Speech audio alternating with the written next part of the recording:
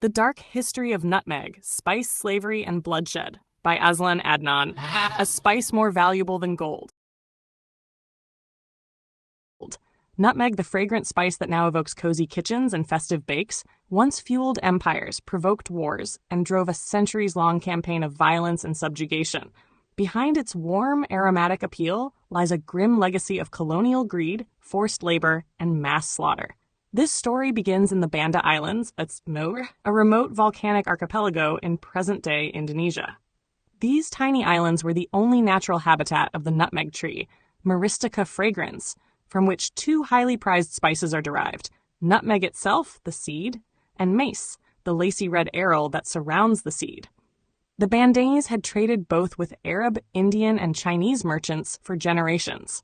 But with the dawn of the Age of Exploration, European powers set their sights on the so-called Spice Islands, and nutmeg, then believed to ward off plague and preserve meat, became more valuable than gold. Dutch domination and massacre. The Portuguese arrived in the early 1500s, but it was the Dutch who came to dominate. Determined to control the nutmeg trade, the Dutch East India Company, VOC, waged a ruthless campaign to establish a monopoly.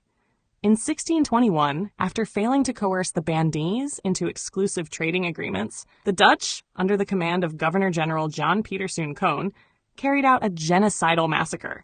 Thousands of islanders were slaughtered, while the rest were enslaved or forcibly relocated. The VOC seized the nutmeg plantations and imported slaves from other parts of Southeast Asia, as well as from Africa, to maintain production under brutal conditions. Mace, the overlooked treasure. Mace, though less known today, was once as sought after as nutmeg and often more expensive due to its delicate flavor and vivid color. This bright red, lace-like covering of the nutmeg seed was used not only in cuisine, but also in perfumes and medicinal preparations.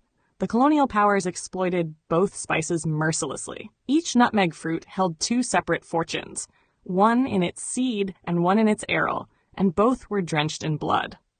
The Dutch destroyed trees outside their control and harshly punished smugglers in an effort to preserve their dominance. Mace, like nutmeg, became an emblem not just of exotic luxury, but of colonial cruelty. A broken monopoly and a bitter legacy. Despite their efforts, the Dutch eventually lost their monopoly. The British, during their brief seizure of the Banda Island of Run, managed to smuggle nutmeg trees to other colonies, such as Ceylon, Sri Lanka, and later Grenada in the Caribbean. By the late 18th century, global cultivation had broken the VOC's stranglehold, and nutmeg prices fell.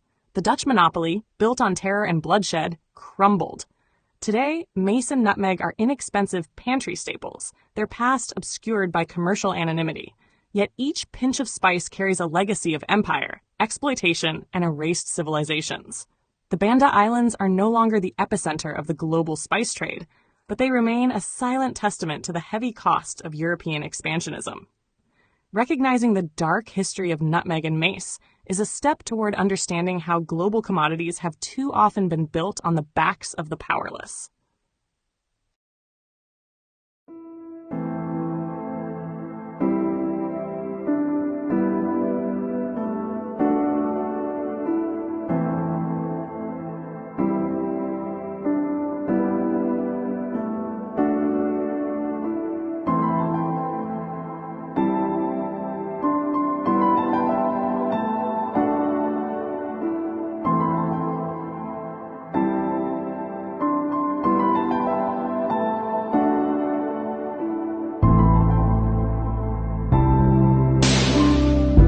Share your thoughts in the comments below. Don't forget to like this video and subscribe to our channel to show your support.